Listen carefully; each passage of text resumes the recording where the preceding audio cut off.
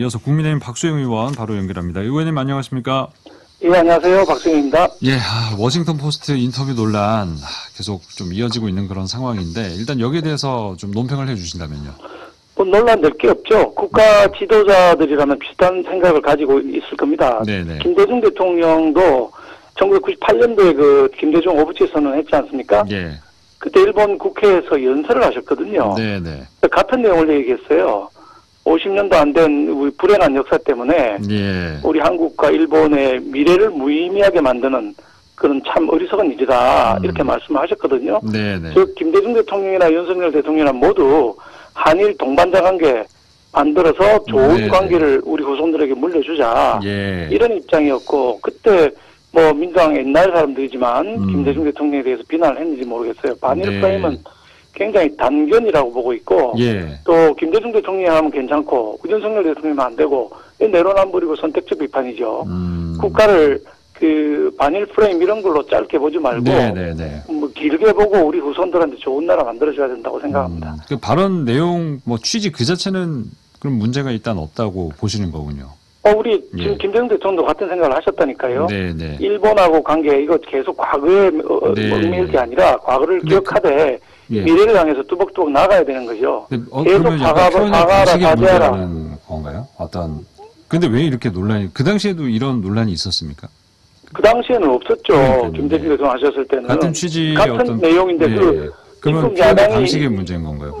난 제가 보기에는 야당이 무조건 하여튼 말꼬투리 잡고 야당의 어떤 단일 정쟁으로 프레임. 끌어가려고 한다. 예. 국가는 없고 네. 경쟁만 있는 이런 시스템으로 가고 있다고 보고 있습니다. 예. 그리고 그 발언, 그 논란을 대하는 어떤 정부 여당의 대응 방식 이 부분도 좀 따끔한 지적을 받고 있는데.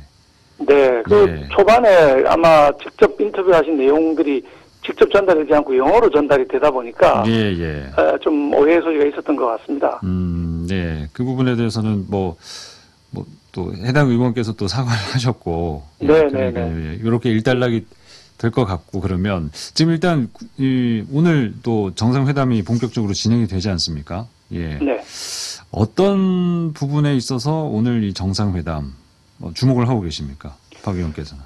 이번에 이제 미국 가셔서 뭐 우선 첫날 투자 유치를 하셨지 않습니까? 네, 어제도 또 그렇죠. 하셨고 해서 네. 이틀 연달아 상당한 뭐 3조, 1조 이런 큰 투자 유치를 하셨는데요. 네. 저는 뭐 경제와 안보 이 두 가지가 가장 큰 이슈가 되지 않겠나 생각을 합니다. 네.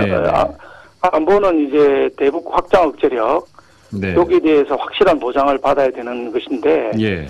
이 양 대통령의 공동 성명하고는 별도로 별개의 문건으로 안보 문제를 발표하겠다 이렇게 예고가 되어 있기 때문에 예. 이 부분에 대해서는 상당히 기대해도 좋지 않을까 생각하고 있고요. 예.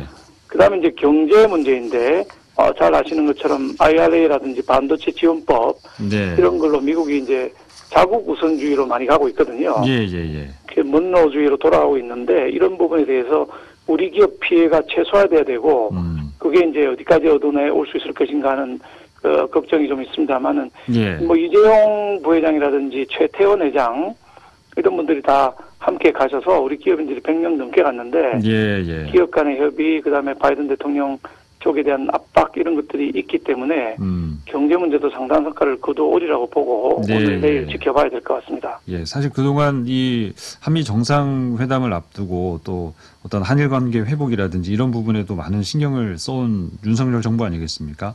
네. 그 와중에 뭐 어떤 또 여러 가지 또 이슈들이 나오면서 지지율 하락도 좀 있었고요. 그런 것들을 좀 만회할 만한 성과를 가져올 수 있을 거라고 좀 전망을 하십니까? 어떻습니까? 지지율은 뭐 지난주 여론조사는 예. 등락이 좀 혼조가 있었습니다. 올라간 데도 있고 내려간 데도 있고 해서 예. 아마 하락세는 이제는 멈추고 있는 것이라 보면 될 것 같고요. 네네. 우리 국민들 여론조사를 해보면 중국에 대해서는 굉장히 싫어하는데 예. 미국에 대해서는 호의적인 국민들이 한 70% 되고요. 중국에 대해 싫어하는 국민은 한 80%가 됩니다. 네. 그러니까 이번에 대미 외교 예. 잘 마치고 오시면 지지율 반등의 계기가 되지 않겠나 이렇게 예상을 하고 있습니다. 예, 알겠습니다. 뭐 미국의 우호적이고 중국의 좀 반우호적이다 이런 부분은 또 정확한 어떤 데이터를 또 한번 정확한 데이터가 있습니다. 있습니까? 예, 그럼 그 네. 부분은 저희가 한번 확인을 해보도록 하겠습니다. 예. 네. 민주당 전당대회 동봉투 사건 이 부분 지금 일단 민주당 측에서는 뭐 수습을 해 나가려고 하는 분위기인 것 같습니다. 송영길 전 대표 자진 탈당, 조기 귀국하고 적극적으로 이제 하겠다, 그 소환에 응하겠다 이렇게 얘기를 했는데 어떻게 보고 계십니까? 글쎄, 그 송영길로 꼬리 자르기를 네. 하려는 모습을 보이고 있죠. 이재명 대표 본인은 방탄을 겹겹이 하면서 네. 송영길을 들어와서 탈당하고 검찰 수사 받겠다. 그래서 꼬리 자르기 하겠다. 이런 정도를 보이고 있는데 공항에 마중 나간 사람들이 송영길을 옹호하고 송영길을 뭐 신격화하는 발언도 막 하면서 네, 네. 한 부분에 대해서는 정말 깊이 반성해야 된다고 생각합니다. 이게 민주당이 내부에서도 지적되고 있듯이 몇 분이 지적하듯이 재창당을 해야 될 정도의 위기인데도 불구하고 예. 위기를 애써 부인하거나 묵인하거나 또는 우리 윤석열 대통령에 대한 공격으로 예. 모면하려고 들고 있는데 네. 그게 그렇게 되지 않을 겁니다. 왜냐하면 돈 주고 받는 데 대한 목소리를 국민들이 다 들으셨지 않습니까? 네.